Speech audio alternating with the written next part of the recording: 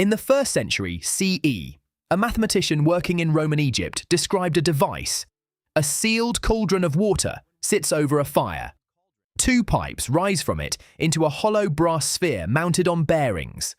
As the water boils, steam travels up the pipes into the sphere, escapes through 2 angled nozzles, and the sphere spins. His name was Hero of Alexandria. The device is called an aeolipile, and it is, unambiguously, a machine driven by steam. So here's the obvious question. Why didn't the Industrial Revolution start 1700 years early? The real answer is far stranger than a missed opportunity, and it isn't that the Romans were foolish.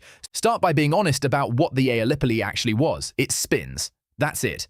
It has no mechanism for transferring rotation to anything else. No way to attach a load, no piston, no valve, no gearing to useful work. Hero described it alongside a range of other devices, including a coin-operated dispenser and automatic temple doors, in a context that reads closer to demonstration and spectacle than industrial ambition.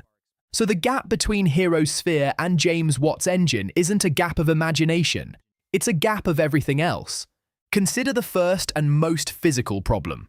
A working steam engine needs a cylinder and a piston that fit together with almost no gap, so that pressure pushes the piston rather than escaping around it. That requires boring a cylinder to a precise, consistent, internal diameter. In 1774, John Wilkinson patented a boring machine originally developed for cannon, capable of producing cylinders accurate enough for Watt's engine to work. Watt himself remarked on how much this mattered. That level of precision metalworking simply did not exist in the ancient world, and it wasn't a matter of trying harder. It depended on machine tools, which depended on harder metals and a manufacturing tradition that took centuries to develop. Without a tight cylinder, steam pressure just leaks away. You get a toy. Now consider fuel, because this is the part people rarely think about. Early steam engines were catastrophically inefficient. The Newcomen engine of 1712 converted well under 1% of its fuel energy into work. An engine that wasteful is only viable if fuel is essentially free at the point of use. And it was, in one very specific situation. Newcomen engines were used to pump water out of coal mines, where the fuel was literally the thing being dug up beside the machine. Britain had abundant, accessible coal seams close to the surface and close to water transport.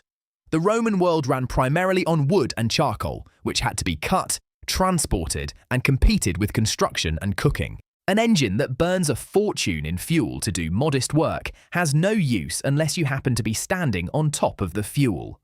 Then there's the question people usually reach for first: slavery. The Roman economy relied heavily on enslaved labor, and the standard argument is that cheap labor removed the incentive to mechanize. There's real force to this. In Britain, high wages relative to fuel costs created direct financial pressure to replace human effort with machines. Economic historian Robert Allen has argued this explicitly, that the specific British combination of expensive labor and cheap coal made mechanization profitable there when it wasn't elsewhere. But be careful with the simple version of this argument, because the Romans did mechanize where it paid. The watermill complex at Barbagal in southern Gaul had 16 water wheels arranged in 2 parallel rows down a hillside, grinding grain on an industrial scale. Roman engineers used water power extensively for milling, sawing stone, and mining operations. They were not opposed to machines. They adopted them where the economics worked, which points at the real answer, and it's the uncomfortable one. Ask yourself what industrialization actually requires, not one invention. It requires precision machine tools and the metallurgy to make them. It requires concentrated cheap fuel. It requires labor costs high enough that replacing workers with machines saves money. It requires investors willing to sink capital into manufacturing rather than land. It requires markets large enough to absorb mass-produced goods. It requires legal and financial structures for that investment. And it requires all of these things present in the same place at roughly the same time. Rome had none of the crucial ones, not some of them, none of the ones that mattered most. This is the part that should genuinely unsettle you. The story we like to tell about invention is that a clever person has an idea and history changes. Hero of Alexandria demonstrates that this isn't how it works. He had the idea. He built the thing. He wrote it down clearly enough that we can still read the description 2,000 years later. And nothing happened, because an idea arriving into a world with no precision tooling, no cheap fuel, and no economic pressure to use it is not a beginning. It's a dead end that looks like a beginning only in hindsight. The Aeolipoli wasn't a squandered opportunity. It was a device that could not have become anything else, because everything it would have needed to grow into an engine hadn't been invented yet, and much of it wouldn't exist for another millennium and a half. So the next time you hear that Rome almost had the Industrial Revolution, remember what actually sat in that room. Not a prototype, not a mischance.